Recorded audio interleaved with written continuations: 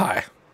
Hi. Wow. Hi, I'm Seamless, and today is Sunday, which normally does not mean it's time for a basic terminology video, but the show that I actually want to do on Sundays, I can't do yet, so I'm doing this until I can. I can do basic terminology videos for videos forever. Anyway, this one's about polarity. You might want to watch the video on phase. It was the very last one, very last basic terminology video, and there's a bit in there that's pretty important. Also, I'm going to talk about most of that anyway, but it's just handier if you do. Anyway, polarity. What is polarity? Well, polarity is recognition of a particular truth of oscillation. Here you have a sine wave, and in this sine wave, we look at an oscilloscope like this. We see this graph that's measured like this. And there is a positive and a minus oscillation, and in the middle there is the zero crossing. This is where when the actual signal passes this signal. Okay, cool. When the signal passes this place, it's at zero amplitude in any direction. And I say any direction because when it goes up, it's positive, and when it goes below, it's negative. It's handy to think about your speaker when you look at waveforms like this, because this is what is this whole thing. The whole point of having a waveform like this is that this is a signal that gets pushed out to an amplifier, that gets pushed out to your speaker, that moves the speaker cone, that creates the sound wave, which is what happens when the cone pushes air, and the air moves in its wave-like nature to your ear, which moves your ear, which causes your brain to actually interpret that as a sound. That's how sound works, and this is how creation of sound works for speakers. So, when there's no sound, no signal whatsoever going into your speaker, it's just sitting there at zero, it's not moving, and then it oscillates up and down. So it's back and forth, right? So it's not just like up and back, it's back and forth both ways. So then you have the polarity of positive and negative going up and down, that's whatever. So that's just a truth of waveforms and signals and that kind of thing. Now, I mentioned the phase stuff because there are plenty of times when you are mixing something, or when you're trying to make a drum or something, and you layer stuff and you do all these other things, and you're trying to make a respace or whatever, and phase cancellation occurs. And one of the easiest ways to sort of help against that is to just switch polarity of things so that they're not hitting each other in one way or the other. And it's also actually, it's kind of cool, in some guitars there's something called coil tapping, where you can do single coil positions or whatever, and then there's also different phases of coils.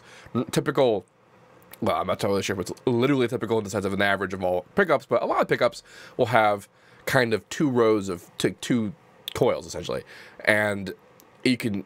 And there's two sets of those. So there's the neck pickup and the bridge pickup, and then you could do things where, like, you reverse the phase of particular coils, so that they're against each other, and they don't perfectly phase cancel because it's not identical signal, because the strings location of where it's picking up is slightly different enough that it's not going to cause complete phase cancellation, but it'll cause some phase cancellation to the point where it will change the nature of the tone. And it's a fairly well-known kind of tone if you're into guitars and that kind of thing. A lot of stuff. I just woke up. I apologize, but a lot of stuff, even in the mixer, for example, there is this reverse polarity button, which is right there, so that you're able to change the phase of this one channel in your mixer for that particular reason. It was reverse polarity in the sampler, which makes the positive negative and negative positive, that kind of thing. And actually, one of the cooler things about polarity is when we start talking about stuff like the wave shaper, which has two different modes. It has unipolar and bipolar. Unipolar, okay.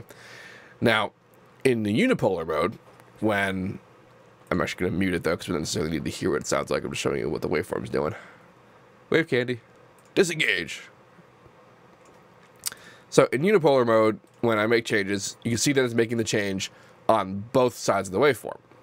And that's because this is just a measurement of amplitude, which is not making a distinction between positive or negative amplitude. It's just amplitude.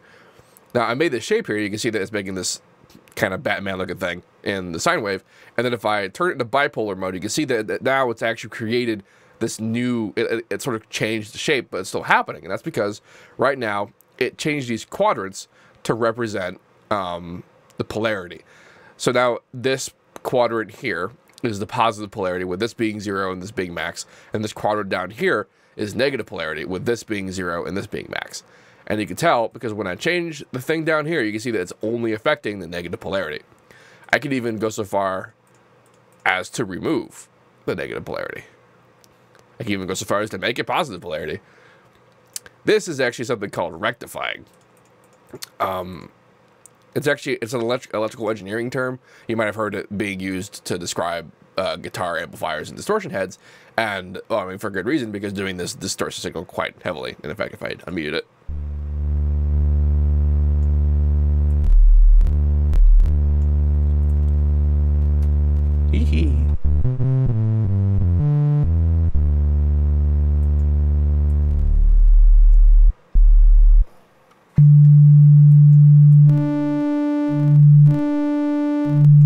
rectifying. There's some more subtleties about what rectifying actually is, but I'm not totally into that. You can do all sorts of fun stuff when we're dealing with the bipolar mode. Let's put snap back on. There it is. So, I mentioned the wave shaper a lot, and for a lot of different kinds of distortion, especially when I'm doing, like, actually this came up a lot when I was doing the hardstyle track from scratch. The bipolar distortion really helped to sort of create a particular tone that we're looking for. When you see things that are talking about like different kinds of polar modes, bipolar, unipolar, that kind of thing, they're talking about affecting the positive amplitude oscillation and the negative amplitude oscillation independently, which is all kinds of neat. And yeah, there's not really all that much more to talk about polarity. It's really just defining the fact that there is a positive and a negative, and to kind of just be aware that there's a positive and a negative. I guess there is actually one other distinction to sort of to be made, and it actually has to do with ring modulation. Ring modulation is more or less the same thing as frequency modulation, only instead of modulating pitch, it modulates volume. So if I had a really slow, you can see here that it's modulating the volume of a sine wave.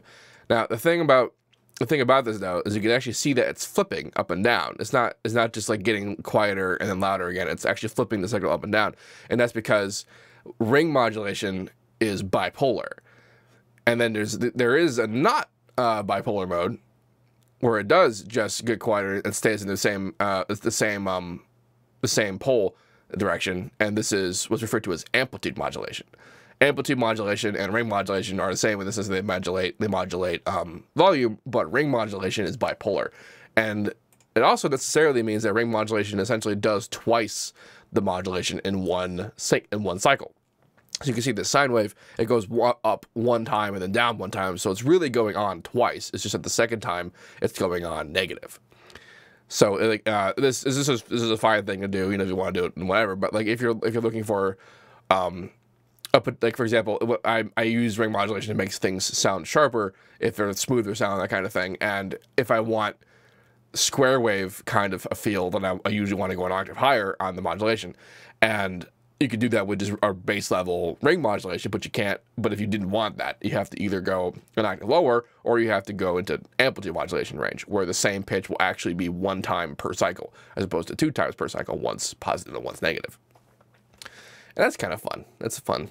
And it's also cool to know that, to kind of have that in your arsenal of understanding, because if that's happening and you're not entirely sure why, then obviously there's a problem. It took me kind of a while to understand that.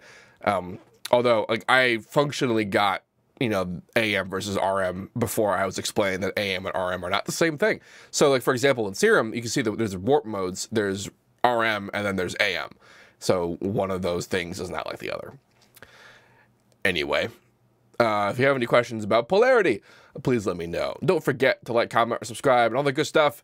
And as usual, have a nice day.